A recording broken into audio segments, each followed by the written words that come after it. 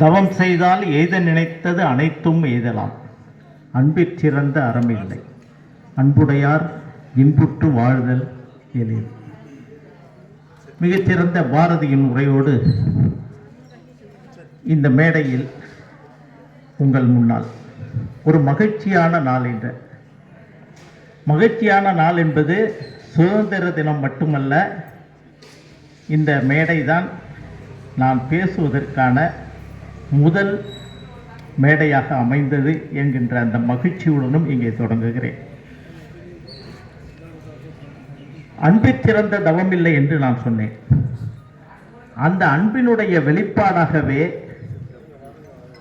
இந்த கல்லூரியை அமைத்து மிகச்சிறந்த ஒரு மாணவர்களை உருவாக்கி தர வேண்டும் என்ற பேர அன்பினால் இந்த கல்லூரி திரு ஏ.சி. விஸ்வநாதன் ஐயா அவர்களால் உருவாக்கப்பட்டது. அந்த வழியில் வந்தவர்கள் இன்று இதனை திறம்பட இன்னும் நடத்தி கொண்டிருக்கிறார்கள். நாங்கள் மயிலாடுதுறை சென்ட்ரல் லைன் சங்கத்திலிருந்து லியோ சங்கத்தினுடைய ஒவ்வொரு ஆண்டு நிகழ்வுக்கும் பல வருடங்கள் நான் இங்கே வந்து கலந்து கொண்டிருக்கிறேன். ஒரு மிகச்சிறந்த ஒரு நிர்வாகத்தை இங்கே வந்தவர்கள் அனைவருமே கொடுத்து கொண்டிருந்தார்கள். எங்களுடைய இயக்கத்தின் தலைமை பொறுப்பிற்கு ஒவ்வொரு ஆண்டும் வருபவர்களும் அதை தந்து கொண்டிருந்திருக்கிறார்கள். இந்த ஆண்டு மிகச் சிறப்பாக ஒரு இளைஞராக, ஒரு பொறியாளராக, ஒரு சமூக விழிப்புணர்வு உள்ளவராக இருக்கக்கூடிய ஒரு இளைய தலைமுறையின் ஒரு பேருருவமாக தன் பேரிலேயே மிகச்சிறந்த அழகை அமைத்து கொண்டிருக்கிற அழகு மாணிக்கம் அவர்கள் தலைவராக பொறுப்பேற்றிருக்கிறார்.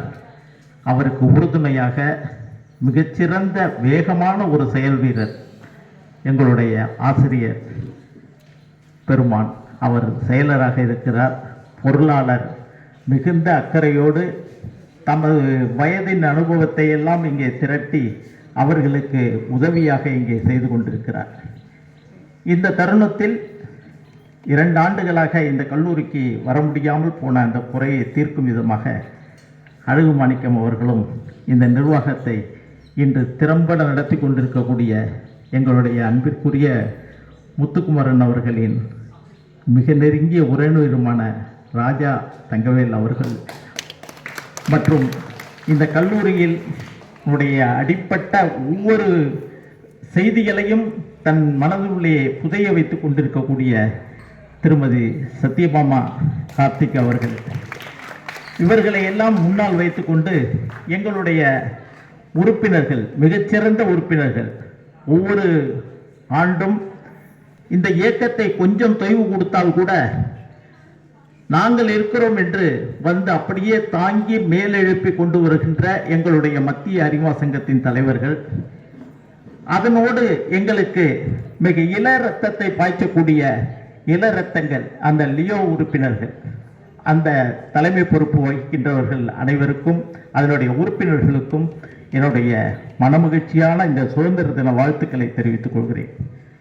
இன்று இந்த இயக்கம் மட்டும் இல்லாமல் இந்த மயிலாடுதுறையில் ஒரு விழிப்புணர்வை ஏற்படுத்த வேண்டும் என்கின்ற ஒரு நோக்கத்தோடு அறம் செய்ய விரும்பு என்கின்ற அந்த அப்பை மூதாட்டியின் அந்த ஒரு வார்த்தையை மிக சிறப்பாக எடுத்துக்கொண்டு அறம் செய் அறக்கட்டளை என்கின்ற பெயரில் மிக எழுச்சியாக யாரும் தொட முடியாத விஷயங்களை கூட அவர்களை அணுகி இதை செய்து முடிக்க வேண்டும் இந்த மயிலாடுதுறை மாவட்டத்திற்கு என்று கோலோச்சு கொண்டு அவர்களை கொஞ்சம் கொஞ்சமாக திரியை தூண்டுவது போல தூண்டுதலுக்கு காரணமாக இருக்கக்கூடிய எங்கள் தம்பி சிவா அறக்கட்டளையுடைய தலைவர், அவரோடு இருக்கக்கூடிய நண்பர்கள் அனைவரையும் வணங்கி, இதற்கெல்லாம் ஒருபடி மேலாய் இந்த நாடு சுதந்திரம் அடைந்ததிலிருந்து இன்று வரை நம் அனைவரையும் போற்றி பாதுகாத்து அச்சமின்றி நாம் இந்திய திருநாட்டில் வாழ்வதற்கு நமக்கு வழியமைத்து கொடுத்திருக்கக்கூடிய இராணுவ வீரர்கள், மிகச்சிறந்த இராணுவ வீரர்கள் இங்கே வந்திருக்கிறார்கள். தயவு செய்து நீங்கள்லாம் கொஞ்சம் ஏன் சிரிக்கலாமா? அவர்களுக்கு ஒரு மிக அருமையான கைத்தட்டலை கொடுங்க. இவர்கள் எல்லாம் அங்கே நம்மை பாதுகாத்து கொண்டிருப்பதனால்தான் நாம் இங்கே சுதந்திரமாக நடமாடிக் கொண்டிருக்கிறோம். இவர்களுடைய அடுத்த தலைமுறையினர் வந்து அங்கே நம்மை பாதுகாத்துக் கொண்டிருக்கிறார்கள். அவர்களையா என்றால் இவர்களை மரியாதை செய்வதற்காக இந்த சுதந்திர தினத்தில் அழைத்திருப்பதற்கு முதலில் நான் எங்களுடைய தலைவர் அழகு மாணிக்கத்துக்கு மிக நன்றி கூற கடமைப்பட்டிருக்கிறேன். ஏனென்றால் ஒரு கடமைப்பாடு இருக்கிறது நமக்கு. நன்றி மறந்தவர்களாக நாம் இருந்து விடக்கூடாது. இந்த சுதந்திரம் பெற்ற நாளிலிருந்து எந்தெந்த தளத்தில் எப்படி நாம் முன்னேறி இருக்கிறோம் என்பது ஒரு பெரிய தொடர். அது கலாச்சாரத்திலும் சரி, கொஞ்சம் கொஞ்சமாக மாறிக்கொண்டு வரும் அந்த கலாச்சாரத்திலும் நம்மளுடைய இயல்பை நாம் இழக்காமல் நாம் தப்பித்து கொண்டே வந்து கொண்டிருக்கிறோம். அந்த வார்த்தையை தான் நாம் உபயோகிக்க வேண்டியிருக்கிறது. ஏனென்றால் நாம் விடாப்புடியாக இன்னும் இல்லை, தப்பித்து கொண்டு வருகிறோம். திடீரென்று விழித்து கொண்டு நாம் முன்னேறுகிறோம். இந்த கோவிட் மிகப்பெரிய விழிப்புணர்வை நமக்கு தந்தது. உலக நாடுகள் அத்தனையும் பொருளாதாரத்தில் கீழே விழுந்து விடக்கூடிய கட்டத்தில் இல்லை, இந்திய திருநாடு அப்படி வீழாது என்று நிரூபித்து காட்டிய நமது நிர்வாகிகள், நமது அரசாங்கத்தின் முன்னோடிகள், ஒவ்வொரு குடிமகன்கள் அனைவரும் நாம் நினைத்து போற்றக்கூடியவர்கள். அந்த பொருளாதாரம் வீழ்ச்சி அடையாமலும் அந்த கொடிய நோயிலிருந்து அத்தனை பாதுகாப்பை கொடுத்து நம்மை எல்லாம் மீட்டு கொண்டு வந்தார்கள். ஆனால் அப்பொழுதெல்லாம் மக்களுக்கு ஒரு விழிப்புணர்வு வந்தது. வாழ்க்கையில் நல்லதுதான் செய்ய வேண்டும், இந்த நோயெல்லாம் வந்தால் அடுத்த நிமிடம் நாம் இருக்க மாட்டோம் என்கின்ற உணர்வு வந்தது. ஆனால் அந்த நோயினுடைய அச்சம் போனவுடன் நம் வாழ்க்கையை எப்படி வேண்டுமானாலும் வாழலாம் என்கின்ற நினைப்பும் அதனோடு மரண பயமின்றி மறுபடியும் துளிர் விட்டிருக்கிறது. நமது அழகு மாணிக்கம் அவர்கள் சொன்னது போல இந்த நன்றி உணர்ச்சியும் சுதந்திரத்தினுடைய மாண்பும் கொஞ்சம் மறக்கப்பட்டு விடுமோ என்கின்ற அச்சம் சில நாட்களுக்காக எழுப்பக்கூடிய பல பிரச்சனைகளில் இருந்து நமக்கு இந்திய திருநாட்டில் கொஞ்சம் நமக்கு அச்சமாக இருக்கிறது. ஜாதி மதம் அதையும் மீறி அதனுடைய ஒருவருக்கு ஒருவர் உரசி கொள்ளக்கூடிய அந்த நெருப்பை பற்ற வைக்கக்கூடிய எண்ணத்தோடு செயல்படுபவர்களை எல்லாம் பின்தள்ளி நாம் முன்னேற வேண்டிய ஒரு விழிப்புணர்வான காலகட்டத்தில் இப்பொழுது இருந்து கொண்டிருக்கிறோம். நமது மாணவிகள் ஒவ்வொரு தலைப்பிலும் மிக அருமையாக உரையாற்றினார்கள். ஒவ்வொரு முன்னாள் தலைவர்களை முன்னிறுத்தி அவர்கள் பேசிய விதம் மிக சிறப்பாக இருந்தது. ஒரு பேச்சாளனுக்காக இருக்கக்கூடிய நான் சிறப்பு விருதாக வந்திருக்கக்கூடிய எனக்கு நான் எந்த விஷயத்தை தொடப்போகிறேன் என்று அச்சமாக கூட இருந்தது. அப்படி ஒரு சிறப்பான தேர்வு செய்து இங்கே வந்து அந்த பேச்சினை இங்கே வழங்கி இருக்கிறார்கள். அந்த வழங்கி இருக்கும் பொழுது அதில் ஒரு நுட்பமான செய்தி இருக்கிறது. உங்களை எல்லாம் அந்த சுதந்திர தினத்தினுடைய முன்னோர்களின் உழைப்பையும் அவர்களுடைய ஆற்றிய பங்களிப்பையும் உங்களை நினைக்க வைத்திருக்கிறது இந்த நாள் என்பதை நான் நன்றாக உணர்கிறேன். ஏனென்றால் அந்த காலத்திலிருந்து ஒரு மேல்மட்ட வர்க்கமே கல்வியில் பயில முடியும் என்கின்ற நிலையை மாற்றி பொருளாதாரத்தில் அவர்கள்தான் முன்னணியில் இருக்க முடியும் என்கின்ற அந்த நிலைமையை இந்த இந்திய திருநாடு மாற்றி அம்பேத்கரின் சட்டம் மட்டுமல்ல, நம் தமிழ் மண்ணின் தந்தை பெரியார் அவர்களின் சமூக நீதியும், அதற்கு அடுத்ததாக வந்த பேரறிஞர் அண்ணாவின் தூண்டுகோலும், அதற்கு அடுத்ததாக வந்த நமது டாக்டர் கலைஞர் அவர்களின் பல்வேறு சிந்தனைகளும் உழைப்பும் இந்த தமிழ்நாட்டை மிக தெளிவாக இந்திய திருநாட்டின் ஒரு தலைச்சிறந்த நாடாக, எந்த நாடுக்கும் மாநிலமாகத்தான் இருக்கும். தெலுங்கு தேசம் ஒரு மாநிலம்தான், ஆந்திரா ஒரு மாநிலம்தான், கேரளா ஒரு மாநிலம்தான். ஆனால் இந்த தமிழ்நாடு மட்டும்தான் தமிழ்நாடு என்று அண்ணா அவர்கள் பெயர் சூட்டினார்கள். இது ஒரு தனி நாடாகவே நம்மளுடைய மனதில் நம்மை இருத்து விட்டு சென்றிருக்கிறார்கள். இந்திய திருநாட்டின் யூனியனில் ஒரு பகுதிதான் நாம்.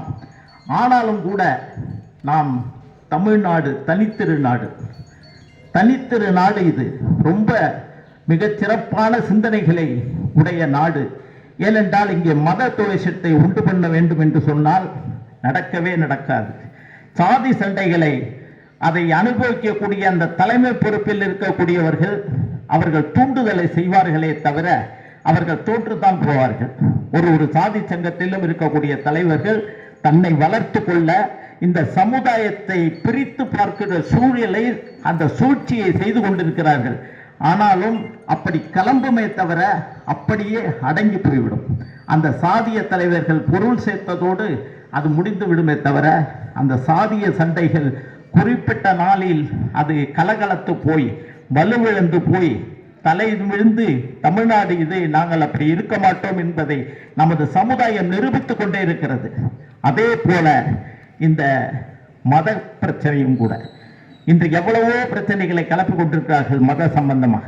ஆனால் இந்திய திருநாட்டில் அன்று பாகிஸ்தானும் இதனும் பிரித்த போது நாங்கள் இங்கேதான் இருப்போம் என்று நம்மோடு வந்த அந்த இஸ்லாமிய மக்களையும் கிறிஸ்துவ மக்களையும் அனைவரையும் நாம் தான் பாதுகாப்பு வைத்துக் கொள்ள முடியும். அவர்கள் அதை எந்த பிரிவினையும் காட்டவில்லை.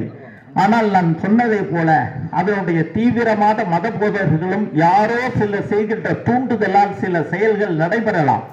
ஆனால் அதற்கெல்லாம் நமது மக்கள், இந்திய மக்கள் பின்னால் செல்ல மாட்டார்கள். யாரோ ஒரு குறிப்பிட்டவர்கள், அவர்கள் எப்பொழுதுமே ஒரு வில்லங்கமான ஆட்கள் நமது மொத்த கூட்டத்தில் இருக்கத்தான் செய்வார்கள்.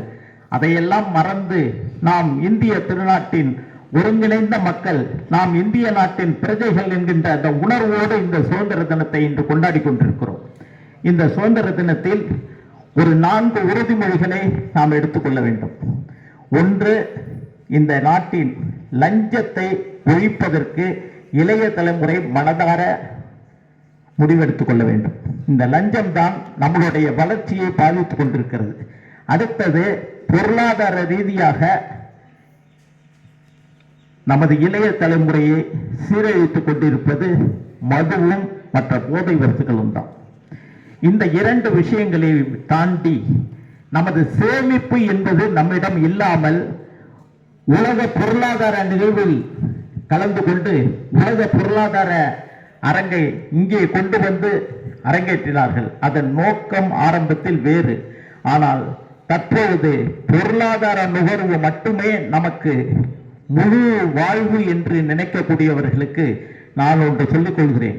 நமது மூதாதையர்கள் நதிகளை மிக அருமையாக ஏற்படுத்தி வைத்திருக்கிறார்கள். சுற்றுப்புறத்தை அழகாக, நமது சுவாசத்தை மிகச் சிறப்பாக நாம் நிர்வகிக்க வழி செய்து வைத்திருந்தார்கள். உணவு பழக்கத்தை மிக சிறப்பாக வைத்திருந்தார்கள்.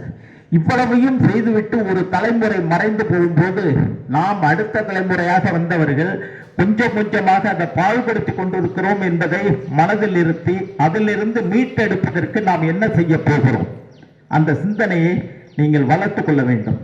2, இந்த சுற்றுச்சூழல் பாதிக்கப்பட்டு வெப்பம் 2 டிகிரி உயர்ந்தால் 4 மில்லிமீட்டர் மழை அதிகமாக பெய்யும் என்பது விஞ்ஞானிகளுடைய ஆராய்ச்சியினுடைய விளைவு. அதனால்தான் இந்த வயநாட்டில் ஒரே நாளில் 150 மில்லிமீட்டர் மழை பெய்து இந்த நாட்டை வெள்ளக்காடாக ஆக்கி என்ன அனுபவிக்கிறது தான் பொருளாதார நுகர்வு.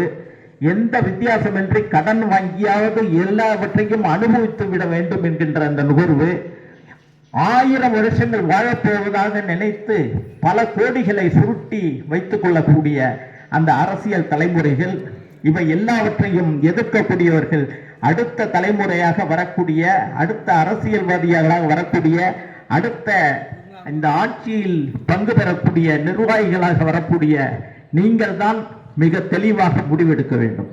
நீங்கள் தெளிவாக முடிவெடுத்தால்தான் உங்கள் வாழ்க்கையில் நீங்கள் மகிழ்ச்சியோடும் இந்த மழை, வெப்பம், இந்த குளிர், பூண்டிலிருந்தும் தப்பித்து தமிழ்நாடு ஒரு 25 ஆண்டுகளுக்கு முன்னாடி எப்படி இருந்ததோ அப்படி ஆக்க வேண்டும் என்றால் இந்த நாடு முழுவதும் பல கோடி மரக்கன்றுகளை நட்டு இந்த சூழலை மாற்ற வேண்டும். அதற்கெல்லாம் உதவியாக நாங்கள் இருக்கிறோம். எங்களை விடலாம் தாண்டி அறம்சை அறக்கட்டளை இருக்கிறது. மரக்கன்றுகள் கேட்டால் கொடுப்பதற்கு, அதற்கு பொருளாதார ரீதியாக நாங்கள் எல்லாம் உதவி செய்ய இருக்கிறோம். நிறைய மரக்கன்றுகளை நெடுங்கள். தேவையில்லாமல் அந்த ஜங்க் ஃபுட் சாப்பிடுவதை இந்த இளதலைமுறை மறந்துவிட வேண்டும். அந்த உணவு பழக்கம் என்பது நமது மரபு சார்ந்தது. இன்று நேற்றல்ல, கிட்டத்தட்ட 10,000 ஆண்டுகளாக நமக்கு பழகி போன ஒரு உணவு பழக்கத்தை நாம் இப்பொழுது புறக்கணித்து பழையமுது என்று சொன்னால் இன்று பல பேர் அதை பற்றி சாப்பிடுவதற்கு கேவலம் என்கின்ற நினைப்பு இந்த தாழ்த்தப்பட்ட மக்களிடமும் பின்தங்கிய மக்களிடம் கூட வந்திருக்கிறது. ஒரு காலத்தில் பெரியார் சொல்லுவார், இந்த மக்களை நான் மீட்டெடுத்து தர வேண்டும். அந்த மீட்டெடுத்து கொண்டு வருவது என்பது பொருளாதாரம் மட்டுமல்ல, அறிவு சார்ந்த தளத்திலும் அவர்களை நாம் மீட்டெடுத்து தர வேண்டும் என்று சொன்னார். உழைப்பில் உயர்ந்தவர்களாக, தன்னுடைய பழக்கத்தில் ஒழுக்கத்தை கடைபிடிப்பவர்களாக அடுத்த தலைமுறை வர வேண்டும். அதில் பொருளாதாரமும் அவர்களுக்கு வளர்ச்சியாக இருக்க வேண்டும் என்று ஆசைப்பட்டார். அது மிகச்சிறந்த சிந்தனை. அந்த சிந்தனையின் விளைவுதான் தமிழ்நாடு என்று பிரித்து காட்டும் அளவுக்கு நாம் தனித்து நிற்கிறோம். அதில் தெளிவாக நிற்கிறோம். அந்த தெளிவு நம் இளைய தலைமுறைக்கு வர வேண்டும். இந்த பொருளாதார சீரழிவு வராமல் பார்த்துக் கொள்ள வேண்டும். உடல் நலம் பாதிக்காமல் நாம் ஜங்க் ஃபுட்டை மறந்து வீட்டில் சமைக்கின்ற உணவுகளை உண்ண வேண்டும். அடுத்த தலைமுறை, நமது மூத்த தலைமுறைக்கு மதிப்பளிக்க வேண்டும். உங்களுக்கெல்லாம் கல்வி அறிவு வழங்க வேண்டும் என்ற நினைத்த இந்த கல்லூரியின் தாளாளரை நினைவில் கொள்ள வேண்டும். ஏனென்றால் இங்கே வருகின்ற மாணவர்களை பற்றி எனக்கு தெரியும். அவர்கள் எந்தெந்த கல்லூரியிலே மோதி இடம் கிடைக்காமல் கூட வந்தாலும் கூட அவர்களுக்கு அடைக்கலம் தருவது இந்த ஏஆர்சி விஸ்வநாதன் கல்லூரி தான் என்பது எனக்கு நன்றாக தெரியும். மிகவும் பின்தங்கிய மக்களுக்கு இவர்கள் செய்திருக்கக்கூடிய ஆற்றிய பணி வெளியில் தெரியுமா என்று எனக்கு தெரியாது. ஆனால் எங்களுக்கெல்லாம் நன்றாக தெரியும். அந்த மாணவர்கள் தங்களுடைய முடியை வளர்த்துக் கொள்வதிலும் மற்றும் ஸ்டைல் செய்வதிலும் மட்டுமே கவனம் செலுத்தாமல் மாணவிகளும் தங்களுடைய ஆற்றலை வளர்த்துக் கொள்ள, இந்த நாட்டின் மாற்றங்களை சரியாக புரிந்து அதனை படித்து உணர்ந்து கொள்ளக்கூடியவர்களாக இன்று ஒரு 3 சட்டங்கள் பல விதத்தில் மாற்றம் செய்யப்பட்டுக் கொண்டிருக்கிறது. அம்பேத்கரை பற்றி மிக அருமையாக ஒரு தங்கை பேசினார். அதிலும் அவர்கள் சட்டத்திலேயே இப்பொழுது கை வைத்திருக்கிறார்கள். 2-3 சட்டத்தை கை வைத்திருக்கிறார்கள். அந்த சட்டத்தினுடைய நல்லது கெட்டது எது என்று இன்னும் எங்களுக்கெல்லாம் விளக்கமாக வந்து சேரவில்லை. ஆனால் அதை பற்றி இளைய தலைமுறை நிறையாக படித்து தெரிந்த வேண்டும். நமது நிர்வாகி அவர்களுக்கு எனது வேண்டுகோள், இந்த சட்ட வல்லுநர்களை கொண்டு அந்த சட்டம் இன்னும் ஒரு சில நாட்களில் எல்லோருக்கும் தெளிவாக வரும்போது இந்த மாணவர்களுக்கு அதனை பற்றிய விழிப்புணர்வு நடத்த வேண்டிய வல்லுநர்களை கொண்டு அதில் நடத்த வேண்டும். அதில் பொருளாதார செலவு ஏதேனும் வந்தால் அதை நான் ஏற்றுக்கொள்கிறேன். அதனை மிக சிறப்பாக நீங்கள் நடத்த வேண்டும். என்றால் ஒரு 2 சட்டங்கள் மிக கடுமையான சட்டங்களாக வந்து கொண்டிருக்கிறது. அந்த குற்றவியல் சட்டத்தில் திருத்தம் கொண்டு வருகிறார்கள். அடுத்தது வக்போர்டில் திருத்தம் கொண்டு வருகிறார்கள். இதெல்லாம் இப்பொழுது புது புது கதையாக நமக்கு கண்டறியாத கதைகளை எல்லாம் கொண்டு வந்து நம் காதுக்கு சேர்க்கிறது, கண்ணுக்கு புலப்படுகிறது. ஒரு ஊரையே இவர்கள் சொந்தமில்லை என்று சொல்லுகின்ற நிலைமை எல்லாம் வருகிறது. எவ்வளவோ மாற்றங்கள் நடக்கிறது. நாம் எங்கே இருக்கிறோம் என்றால் திரையில், டிவியில் ஒரு அசைவை பார்த்து கொண்டு அங்கே நம்மளுடைய வாழ்க்கையை தொலைத்துக் கொண்டிருக்கிறோம், தூக்கத்தை தொலைத்துக் கொண்டிருக்கிறோம். அதனால் ஸ்ரீகாடியம் நம்மளுடைய உடம்புடைய இயல்பு பாதிக்கப்படுகிறது.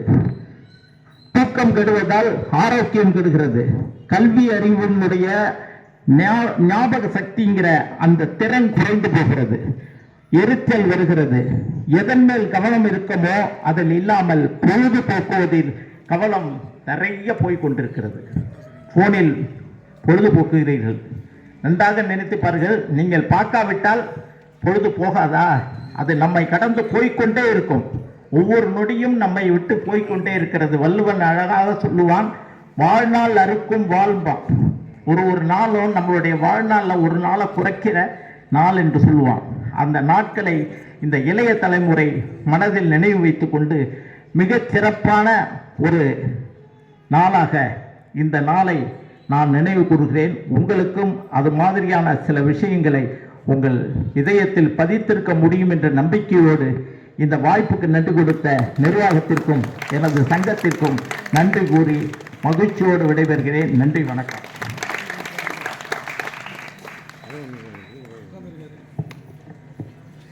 அருமையான ஒரு சுதந்திர தின உரையை நிகழ்த்திட்ட புலவர் செல்வம் அவர்களுக்கு நன்றி பாராட்டி